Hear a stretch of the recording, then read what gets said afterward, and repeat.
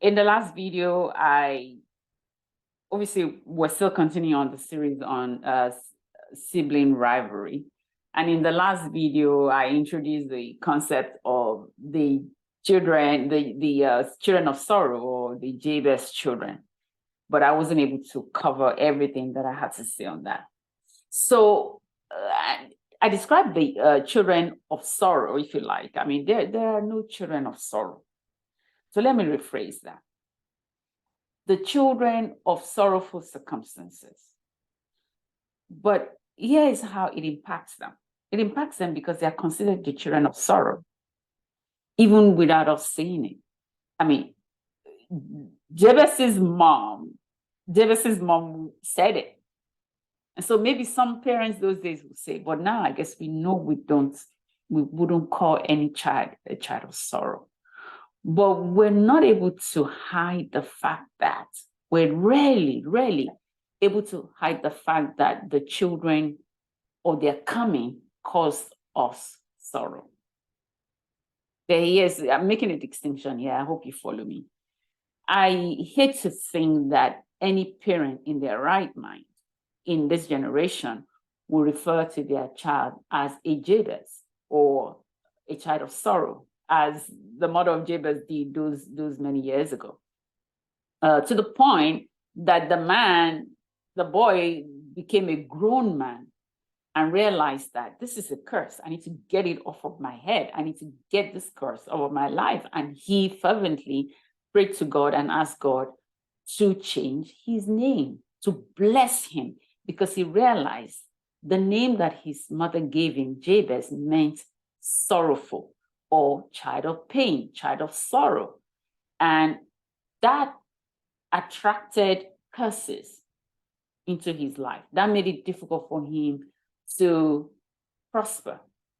So he wanted to change his fortune, and he felt, strongly now to pray fervently to God to say, bless me, O Lord, and let your hand be upon me.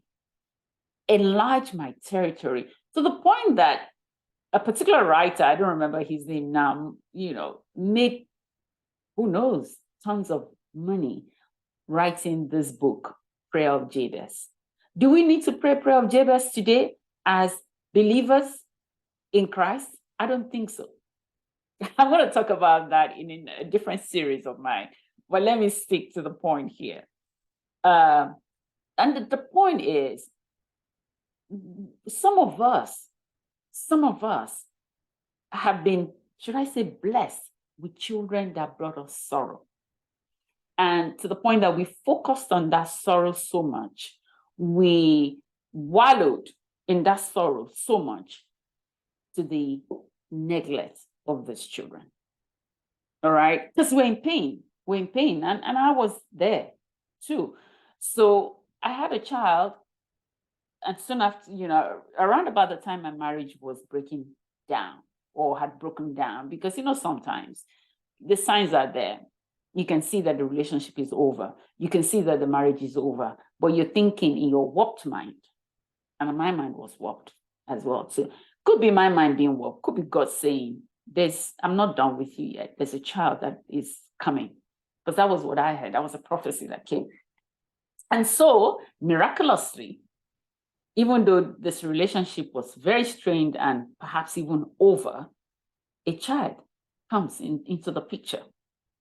And that child then does not get the love that they ought to, either from you as a mother or from the father, because you guys were estranged already. He may still be at home, but he's not there, or he's totally left, and you're left with a child to care for yourself. So you probably will care for that child physically, and maybe very well physically, but you're not there for the child emotionally, because the child may be, seen as stopping you from doing the things you want to do. It may be seen as a price you have to pay for maybe, some elevation or promotion at work, or somewhere you want to be, some place you want to be.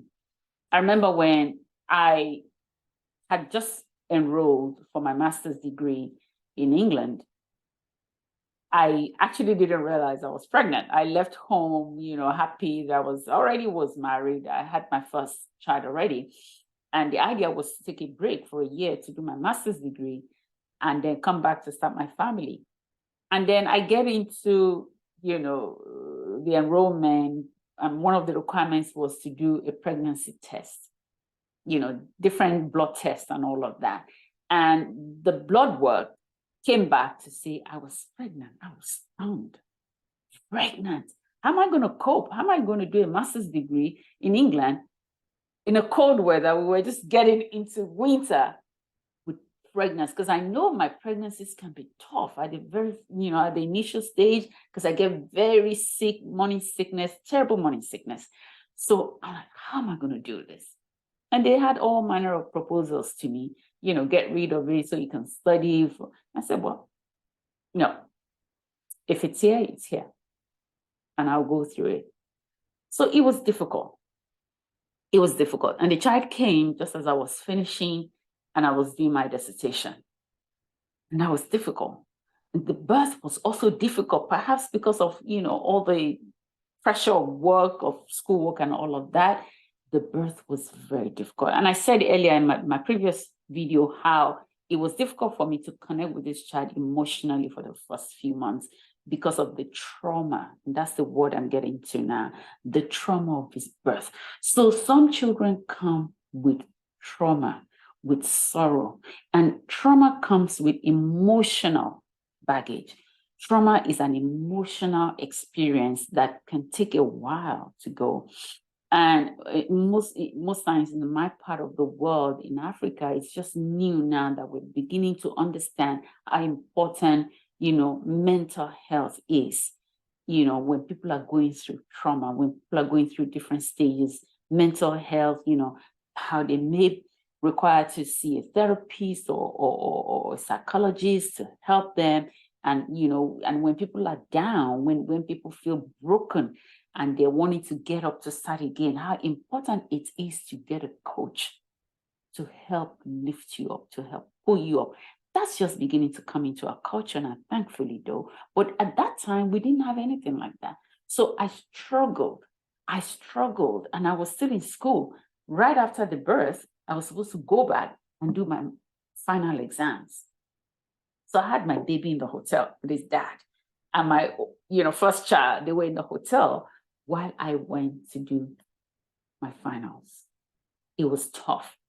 So I feel, and today that child of mine is a child that rarely talks, very wise, very intelligent, but doesn't express himself very easily.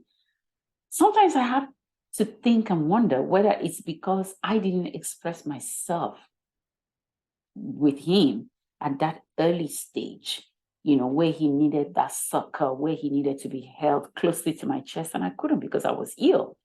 So those are some of the circumstances people go through, that circumstance I went through. If you'd like to share your circumstance and how it might have impacted your child, this is where I'm getting at. I want us to think back at the circumstances as parents. I want us to take responsibility, to say, how did what I did when this child was growing up, or when this child was born, how did his birth or her birth affect my psyche to the point that I or my husband at the time related to them in a particular way that may be affecting them now and affecting their relationship with their sibling? Yeah, that's one. The second one is, children of circumstances that are like divorce or separation. Sometimes, like I mentioned, you could have had a child that, maybe some would have divorced and then they find that they're pregnant, or some would have separated and then they find that they're pregnant.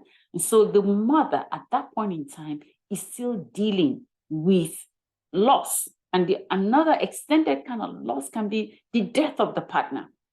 So if, for instance, a mother or even a father, right after the child was born, dies, that child is going to be brought up in trauma, no matter how you look at it.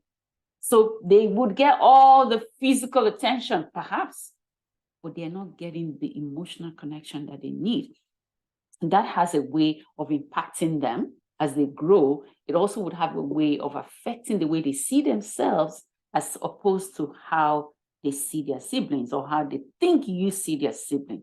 So that's another circumstance that can affect sibling relationship. Yeah. Another one that I want to talk about, and I don't know that I have enough time for it now, but I'm going to touch on it, is the syndrome, the family syndrome of Heir and Spare.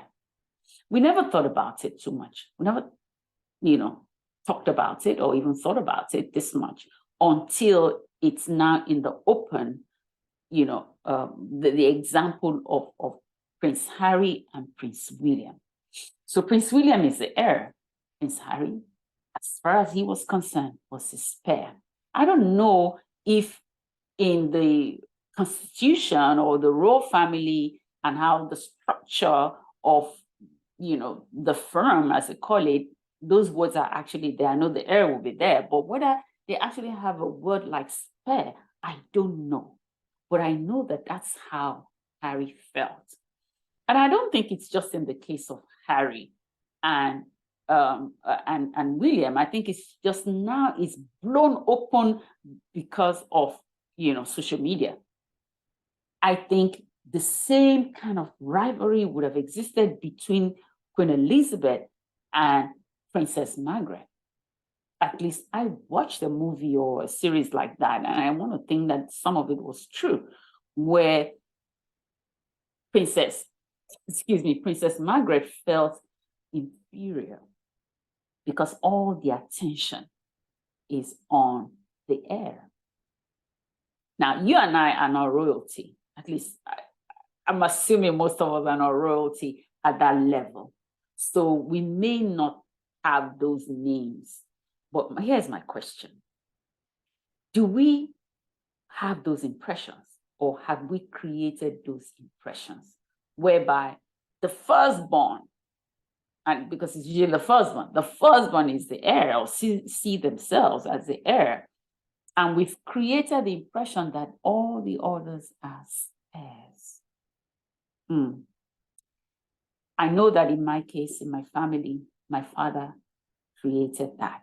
I'm going to talk more about that in my next episode. So I want you to remember to check in for the next episode. But I want to leave you with this question. Again, I said it before, but I want to repeat it.